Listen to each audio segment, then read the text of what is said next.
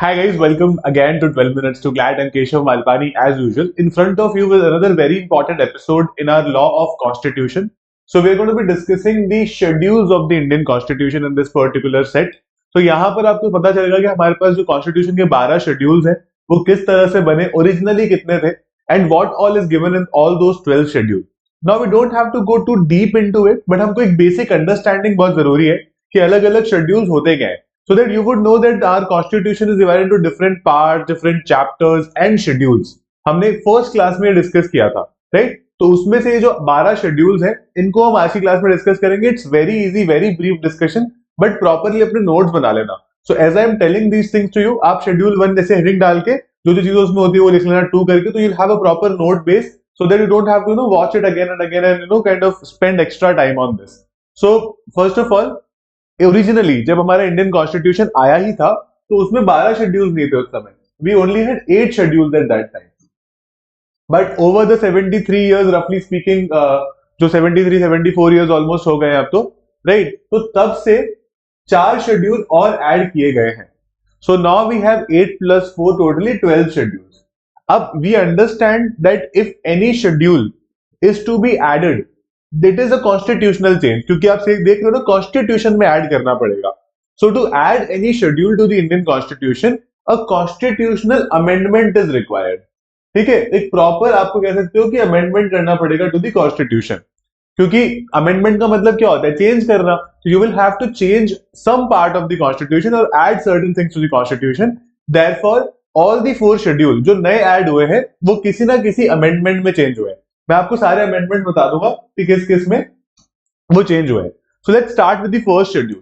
तो first schedule majorly talks about India के जितने भी स्टेट्स और यूनियन टेरिटरीज हैं.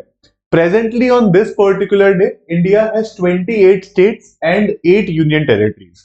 अभी ये आगे पीछे होता रहता है. किसी समय हमारे पास 29 स्टेट्स भी थे, but then Jammu Kashmir was converted into a union territory. In fact 2 union territories were carved out. One is Jammu and Kashmir, another one is Ladakh. तो इस तरह से क्या होता है कि यूनियन टेरिटरीज ना बढ़ती कम होती रहती है, स्टेट्स बढ़ते कम होते रहते हैं. तो वो जब भी होता है ना, a change is made to this particular schedule, तो उसमें सारे स्टेट्स के नाम दे रखे हैं, राइट? तो जो सबसे लास्ट चेंज हुआ था दैट हैपेंड इन अगस्त 2019. तो जम्मू कश्मीर वाला मैंने आपको चेंज बताया, राइट? तो इंडिया, तो why is this schedule so important? Because ये बताते हैं कि हमारी टेरिटरी कितनी है. हमारी टेरिटरी क्या है? The states and the union territories, ये सब मिला के इंडिया की टेरिटरी बन जाती है, राइट? तो ये बहुत क्लियरली आइडेंटिफाई करता है उन चीजों को, राइट? सेकेंड पार्ट और the second schedule comes, it discuss about allowances, privileges and emoluments. Basically कितनी सैलरीज होती हैं, what are the salaries, what are the privileges that are given to certain people who are काफी high rank in the government और you could say in the judiciary, जो different parts of the governments होते हैं, जो executive. So it includes the president, which is the executive, center executive, the governor, the state level executive, speaker and the deputy speaker of the House of People, which is the Lok Sabha, and chairman and the deputy chairman of the Lok Sabha, right? Then we have the speaker and deputy speaker of the Legislative Assembly. कुछ कुछ state में legislative assembly के साथ legislative council भी होती है, तो उसका चेयरमैन एंड डेप्यूटी चेयरमैन. इनके भी एमोलमेंट्स और क्या भी उनकी सैलरी होती है. सुप्रीम कोर्ट के जजेस और हाई कोर्ट के जजेस, राइट? इनकी क्या सैलरीज प्रिविलेजेस होते हैं वो. And comptroller and auditor general, ये इंडिया का कह सकते हो सरकार का सबसे बड़ा सीए होता है, ये मान सकते हो आप. ठीक है, ये वो पोजीशन है जहां पर गवर्नमेंट का सबसे बड़ा चार्टर्ड अकाउंटेंट है ये इंसान. Okay, so this is the comptroller and auditor general, a very important office, independent office होता है ऑल्दो ये, राइट? सो दिस इज कुछ 6 कैटेगरीज यहाँ पर है शेड्यूल 2 में, जिनका आपको एमोलमेंट्स और क्या क्या उनको प्रिविलेजेस वगैरह मिलते हैं वो बताया जाता है. उसके अलावा अगर शेड्यूल 3 की बात करें, ये बहुत आसान है. 1 2 3 तक तो एकदम ही इजी है, ठीक है. 3 बताता है कि क्या क्या ओथ होगी. आपने कभी भी देखा होगा, चाहे कोई एमपी बने, कोई सुप्रीम कोर्ट का जज बने, हाई कोर्ट का जज बने, कुछ भी बनता है कोई इंसान, गवर्नमेंट की कोई पोजीशन उसको मिलती है, सरकारी पोजीशन जिसको हम बोलते हैं आसान भाषा में, तो उसको कोई ओथ लेनी पड़ती है कि मैं कॉन्स्टिट्यूशन का पूरी तरह से पालन करूंगा, मैं अपने जो भी जॉब है उसको अच्छे से करूंगा, है ना.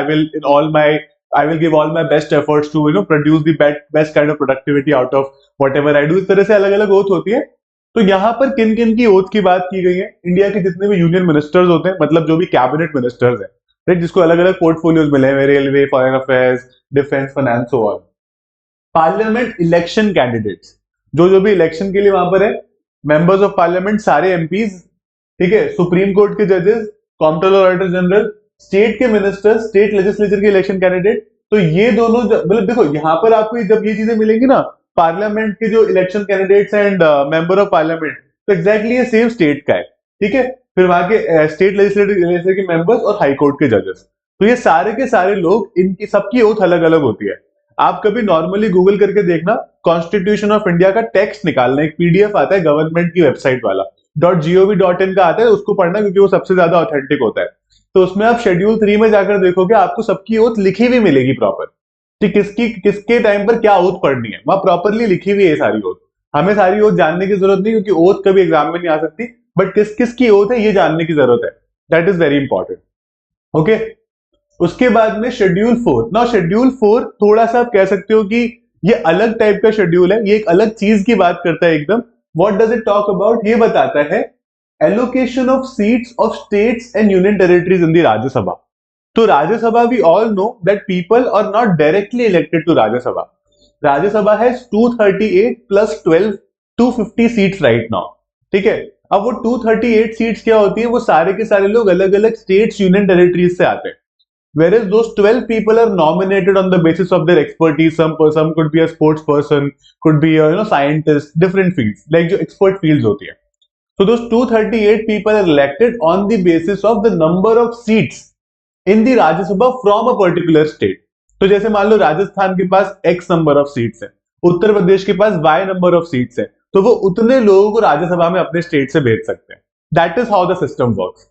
तो शेड्यूल 4 में दे रखा है कि वो कैसे सिस्टम को आगे बढ़ाया जाएगा, कि राज्यसभा में कौन से स्टेट से, कौन सी यूनियन टेरिटरी से कितनी सीटें रहेंगी। ओके, सबसे ज्यादा सीट्स, ऑब्वियसली पॉपुलेशन सबसे ज्यादा है, तो उत्तर प्रदेश से है इंडिया में, it has 31 seats in Rajya Sabha. तो आप सोच सकते हो कि दिस इज मोर देन 10%, है ना। 238 तो टोटल होती है जो भी डायरेक्ट इलेक्शन से आते हैं लोग, उसमें से 31 सीट्स अकेले उत्तर प्रदेश की है। तो that is a lot of seats. Union territory of Delhi की अगर हम बात करें या एनसीटी ऑफ दिल्ली की बात करें, that is the only union territory जहां पर राज्यसभा का रिप्रेजेंटेशन है फिलहाल। आगे हो सकता है कि जम्मू एंड कश्मीर का भी बन जाए, बट अभी सिर्फ और सिर्फ दिल्ली का रिप्रेजेंटेशन है in the Rajya Sabha, right. That is the only union territory. This is also very important fact to know, ठीक है। एक सीट है वहां से, दिल्ली से। चलो, अब यहां पर शेड्यूल 5 और शेड्यूल 6 बहुत कंफ्यूजिंग लगते हैं लोगों को, क्योंकि बहुत सारे करंट अफेयर के पार्ट भी रहेंगे over a period of time. तो शेड्यूल 5 क्या होता है पहले मैं आपको बता देता हूं, ध्यान से सुनना मेरी बात। Schedule 5 covers all the states other than these 4 states, ठीक है। इन 4 स्टेट्स को छोड़ के मैं आपको ध्यान से ऊपर से पढ़ाता हूं। देखो यहां पर लिखा है, administration and control of scheduled areas and scheduled tribes accept in the state of these 4। अब आप सोचोगे कि सिर्फ 4 स्टेट्स को हटा के अलग क्यों कर दिया? What is the point of doing this? तो इसका पॉइंट ये है कि इन 4 स्टेट्स को कवर किया गया शेड्यूल 6 में, जिसको हम इसके बाद में पढ़ेंगे। तो इन 4 स्टेट्स के अलावा असम, मिजोरम, मेघालय, त्रिपुरा के अलावा सारे स्टेट्स इसके अंडर आते हैं। What happens under this state? ऐसे कुछ एरियाज जहां पर आप कह सकते हो कि काफी ज्यादा वो बैकवर्ड एरियाज हैं, वहां पर गवर्नमेंट को health infrastructure, education infrastructure, generally अगर हम इंफ्रास्ट्रक्चर की बात करें तो गवर्नमेंट को बेटर फैसिलिटीज प्रोवाइड करने की जरूरत है। तो प्रायोरिटी एरियाज है एक तरह से। तो government identifies those areas and those are called scheduled areas. उनको शेड्यूल्ड एरियाज बोलते हैं, right. So with the consultation with governor of the state, president can alter and diminish the boundary of the scheduled area. तो ultimately president has that power and president can always consult it from the governor of the relevant state. तो आप बहुत सारे India में states देखोगे जहां के कुछ कुछ parts of those particular states fall under schedule 5। जरूरी नहीं है कि पूरा स्टेट अंडर उसके आए, some parts of that state can also come under schedule 5। अब अगर आप मान लो किसी state, for example let's talk about Bihar, है ना। अब बिहार में कुछ ऐसे एरियाज होंगे जो बहुत बैकवर्ड एरियाज होंगे जहां पर शेड्यूल्ड एरिया माना जाता है, बट कुछ एरियाज होंगे जो बेटर कर रहे हैं, तो उनको शेड्यूल्ड एरियाज मानने की जरूरत नहीं है। तो इसीलिए जो एरियाज को थोड़ा प्रायोरिटी की जरूरत है, जहां पर आप कह सकते हो कि थोड़े ज्यादा शेड्यूल्ड ट्राइब्स रहते हैं, मैं आपको बताऊंगा शेड्यूल्ड एरिया किस बेसिस पर आइडेंटिफाई करते हैं, मैं आपको पैरामीटर्स बताऊंगा उसके, ठीक है। It's not about very developed and non developed, I tell you what the criteria is. ये देखो, ये कुछ 10 स्टेट्स है इंडिया में, इनके नाम याद करने की जरूरत नहीं है, this is just for your understanding कि these are the 10 states in India जिनका कुछ कुछ area are covered under schedule 5 of the constitution. Okay, these are 10 states. अब क्या क्राइटेरिया होता है किसी एरिया को शेड्यूल्ड एरिया बोलने का, ये 4 क्राइटेरिया लिखना इंपॉर्टेंट है। फर्स्ट क्राइटेरिया इज कि भाई ट्राइबल पॉपुलेशन अच्छी खासी होनी चाहिए। तो यू शुड हैव लाइक काफी अच्छा ST population, scheduled tribe population in your state when tribal people are majority in the area. That is number one. That is the scheduled area का number one. Second, compactness and reasonable size of the area. It should not be a huge area. ऐसा नहीं है कि भाई it covers like मान लो 200-500 kilometre, बहुत बड़ा area, इतना बड़ा नहीं हो सकता। मतलब 200 तो फिर भी हो सकता है, 500 would be a lot, right? उसके अलावा it should be a viable administrative entity such as a district, block, taluk, something. तो शेड्यूल्ड एरिया में कोई ना कोई ऐसा एरिया होता है। अब एरिया में कैसे आइडेंटिफाई करूंगा? ऐसे तो नहीं करूंगा कि एक टाउन की एक कॉलोनी शेड्यूल्ड एरिया है क्योंकि यहाँ पर सबसे ज्यादा शेड्यूल्ड ट्राइब्स रहते हैं, नहीं। तो वो पूरा या तो कोई ब्लॉक होगा या फिर कोई डिस्ट्रिक्ट होगा, है ना। तो डिस्ट्रिक्ट जनरली सबसे बड़ा ब्लॉक होता है, या फिर देखो क्या होता है, मैं आपको बता दूं आसान सा। सेंट्रल गवर्नमेंट होती है, फिर स्टेट गवर्नमेंट उसके नीचे आती है। स्टेट गवर्नमेंट की सब यूनिट्स होती है डिस्ट्रिक्ट, डिस्ट्रिक्ट की सब यूनिट्स होती है ब्लॉक्स, राइट। तो कई सारे ब्लॉक बन के एक डिस्ट्रिक्ट बनती है। तो डिस्ट्रिक्ट शेड्यूल्ड एरिया का सबसे बड़ा एक एरिया मानते हैं, राइट। तो डिस्ट्रिक्ट तक को आप शेड्यूल्ड एरिया आइडेंटिफाई कर सकते हो। And the fourth criteria is the economic backwardness of that area, कि वहां पर लोगों के पास ज्यादा व्यवसाय के या ऑक्यूपेशन के चांसेस नहीं है। People are not highly employed, people are not employed sometimes, तो इसलिए वो एरिया बहुत इकोनॉमिकली बैकवर्ड है, राइट। तो ये 4 क्राइटेरिया अगर कोई पर्टिकुलर एरिया या रीजन मीट करता है, that particular region is you could say categorized under scheduled areas under schedule 5 of the Indian Constitution। ठीक है, इसमें वही 4 स्टेट्स के नहीं आते, उसके बाद सबके आते हैं। अब जो शेड्यूल 6 है ना, जिसमें ये 4 स्टेट्स आते हैं, ये बहुत अलग तरह से काम करते हैं। शेड्यूल 6 कवर 2 स्टेट जिसको 5 ने एलिमिनेट किया था, असम, मेघालय, त्रिपुरा एंड मिजोरम। अब व्हाई इज दिस डिफरेंट? देखो यार, कई सारे स्टेट्स में क्या होता है कि जो वहां का जो पर्टिकुलर कल्चर है ना, वो बहुत ज्यादा डाइवर्स है विद इन दैट स्टेट। मान लो अगर आप बिहार से बिलोंग करते हो, या फिर आप उत्तर प्रदेश से बिलोंग करते हो, या फिर आप कोई भी और स्टेट से बिलोंग करते हो, यू वुड रियलाइज दैट आपके स्टेट में जो कल्चर है वो चेंज हो रहा है, बट इतना मेजर चेंज नहीं है। मतलब हो सकता है भाषा चेंज हो जाए, बोलने का तरीका चेंज हो जाए, डायलेक्ट चेंज हो जाए, है ना। लेकिन अल्टीमेटली क्या होता है कि बहुत बड़े चेंजेस नहीं है। मतलब ऐसा नहीं कि लोग एक दूसरे के एंटी हुए पड़े हैं एकदम से, लेकिन यहां पर ऐसा होता है। यहाँ पर जो ट्राइब्स है ना, वो बहुत अलग तरह से काम करती है। So even if you have one state government, that may not necessarily serve the purpose of you could say making sure कि सारे के सारे जो वहां पर ट्राइब्स हैं वो उनसे खुश रहे, या फिर उनको एक तरह से वो एम्पावर कर सके और गवर्न कर सके। तो इन एरियाज में क्या होता है, अंडर शेड्यूल 6 कुछ ऑटोनोमस काउंसिल्स बन जाती हैं। ऑटोनॉमी का मतलब होता है councils that are free to take some decision. तो अपने जो डे टू डे का काम होता है ना, जो डे टू डे की रोज की डिसीजन मेकिंग होती है, वो खुद से करते हैं इन 4 स्टेट्स में, right. So it lead to certain autonomous district councils जो वहां पर बनती हैं, right. But state still is executive authority over them. State government अभी भी है, इन चारों स्टेट्स में इलेक्शंस होते हैं, लेकिन इन ऑटोनोमस काउंसिल्स को लोकल लेवल पर बनाया जाता है कि आप अपने डे टू डे अफेयर्स को गवर्न करोगे, ठीक है।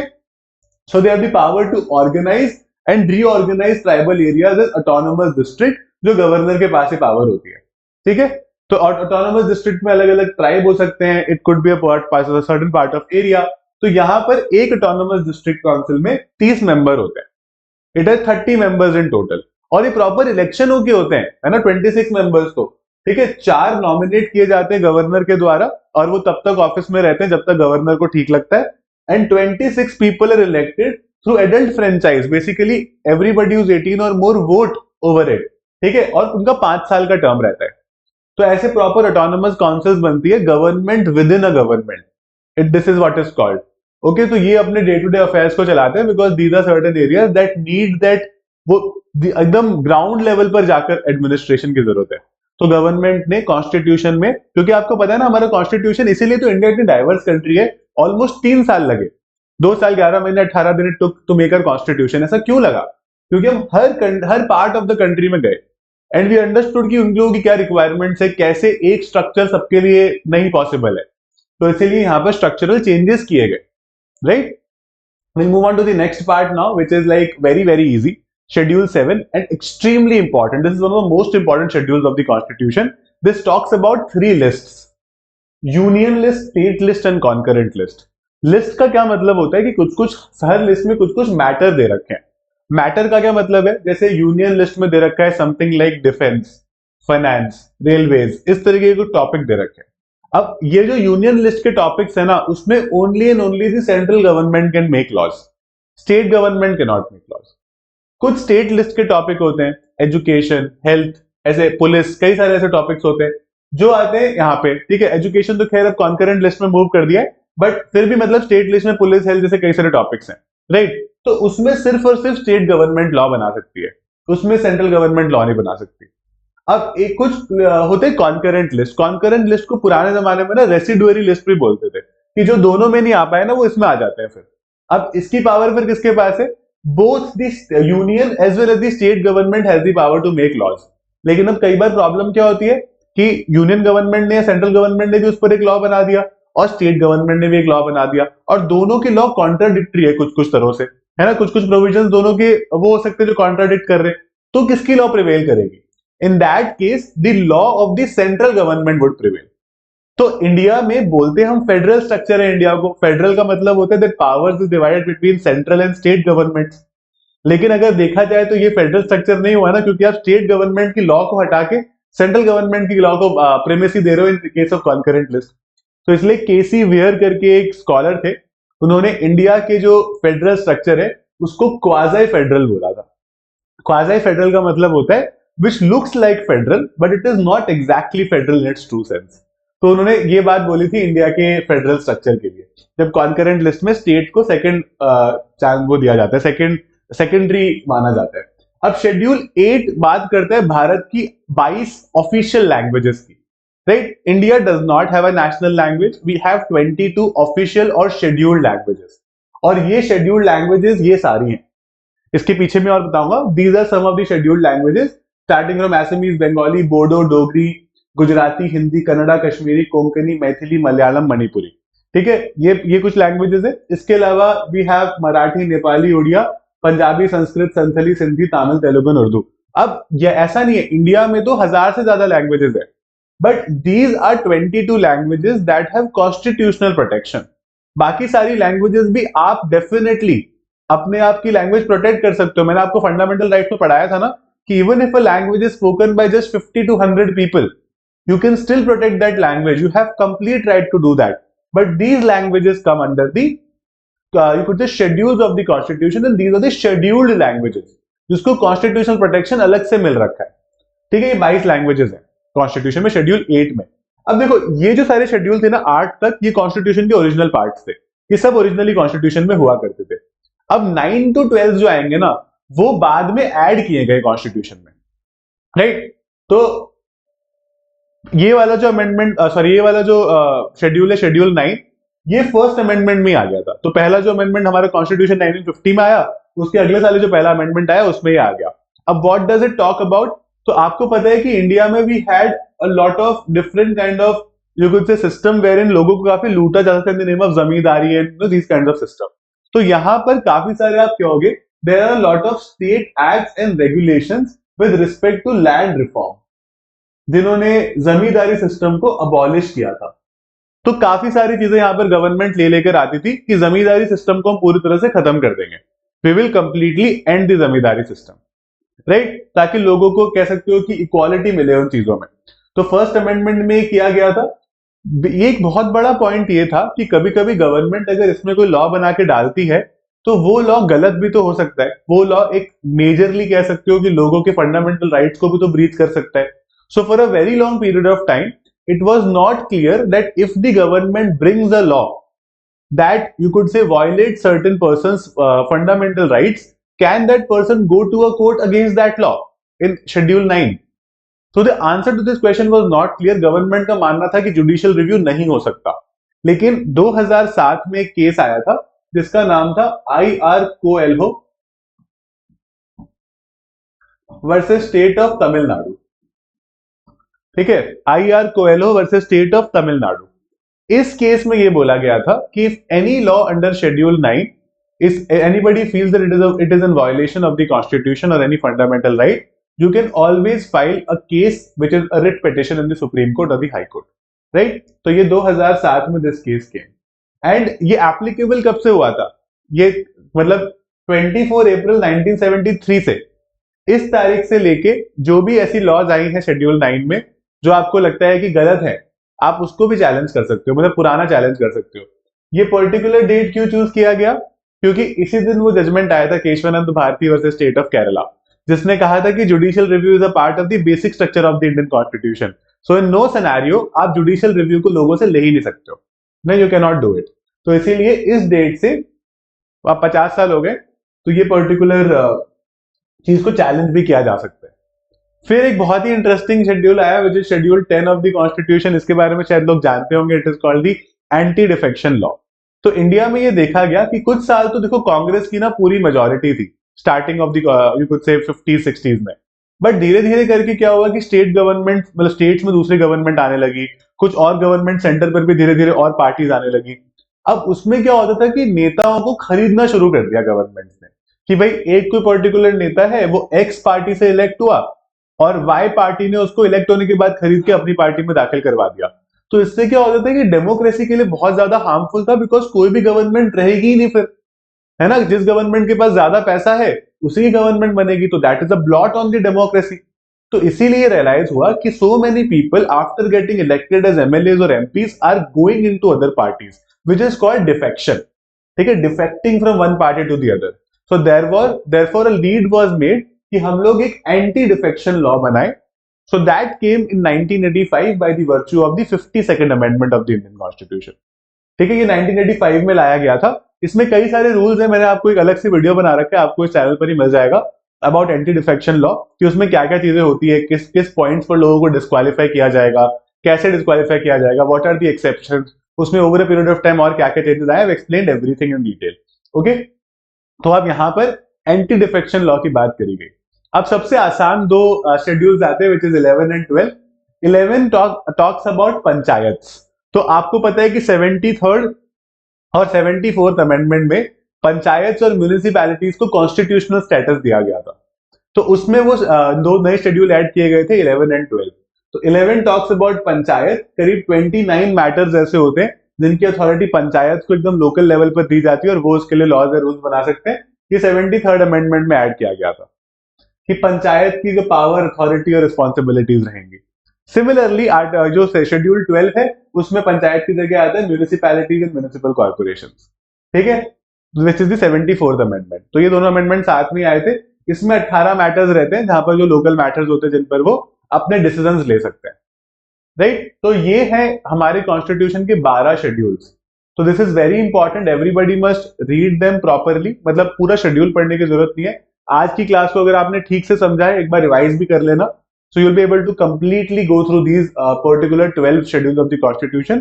लोग जनरली कंफ्यूज होते हैं 5 और 6 के बीच में, बट 5, 6, 7, 8, 9, 10, 9 भी नहीं 10, they are the most important schedules and even 11 and 12 सबसे ज्यादा कभी क्वेश्चन पूछे जाते हैं तो इन्हीं से पूछे जाते हैं। तो ये आपको बिल्कुल ऐसे बाय हार्ट रहने चाहिए, आपको पता होना चाहिए किस शेड्यूल में क्या दे रखा है। ठीक है, this could be a question जो अलग अलग सब्जेक्ट्स में आपको मिल सकता है कहीं से भी, राइट। उसके अलावा if you like my teaching style, you want to study more from me and you obviously know understand कि हम लोग we will make a huge difference in your preparation, तो यहाँ पर आप 12minutes2clat.com पर जा सकते हो। You can navigate the courses for yourself, and we will be happy to, you would say, bring any new course that you give us suggestion for। अगर आपको कुछ इस तरह का कोर्स चाहिए जो आपको हमारी तरफ से चाहिए, we'll be very happy to do that। The idea is to keep things very practical and extremely affordable for you, so that ऐसा ना हो कि भाई कोई एक बहुत अच्छा अमीर बच्चा था बस वो पढ़ लिया और बाकी नहीं पढ़ पाए। So we are going to be making sure कि हम लोगों को ब्रिज क्रिएट करें, and we are going to make sure कि everybody in this country studies properly without any financial, और यू वुड से एक तरह से कह सकते हो कि जो अच्छी एजुकेशन जिसको हम बोलते हैं वो सबको मिल पाए, right. So that's it about this session. Thank you so much. I will come up with another episode on this to discuss more topics about the law of constitution. I hope you enjoyed it and understood well. Thank you so much, guys.